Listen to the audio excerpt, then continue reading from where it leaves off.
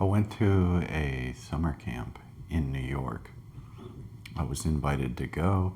It was interesting because God told me to go for 2 weeks. And when I asked, how long is the camp? They said, we need you for 3 weeks.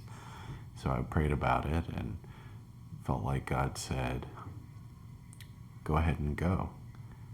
And so I go. One of the things that happened is I taken some of these boys out into the woods and we're spending some time with God together. And I was telling them about words of knowledge.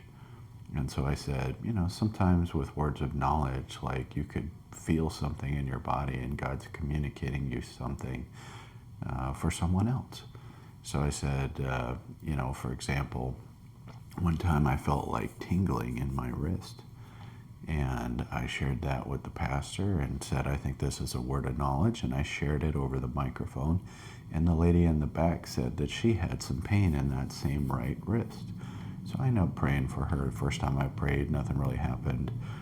Prayed for her a second time and prayed in tongues. And she ends up getting totally healed. 3 months later, she's healed again. So I tell the boys this.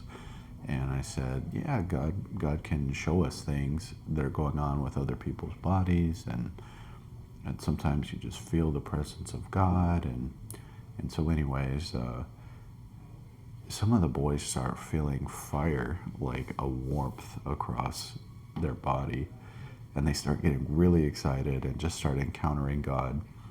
One of the boys was upset because he didn't experience it, right?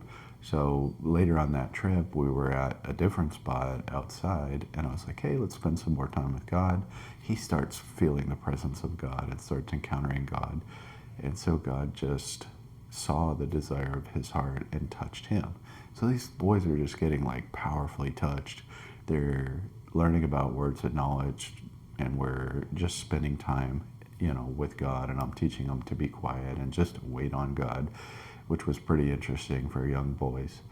But they were getting it, and it was a lot of fun. And so then, like towards the back end of how long I was there for, is I'm starting to encourage the children to share things that God's showing them, and they're getting all these like scriptures, that God spoke to them. I mean, it was like really clearly the Holy Spirit.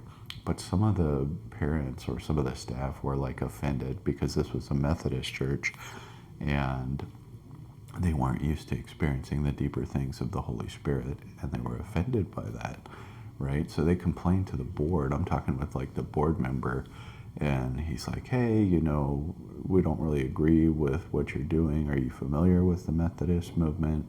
Right, of course, their history comes out of like miracles and revival, but maybe he forgot that part. They seem to have, anyway. But anyways, next day he changes his mind from giving me grace to stay, and I guess somebody else complained, or I don't know.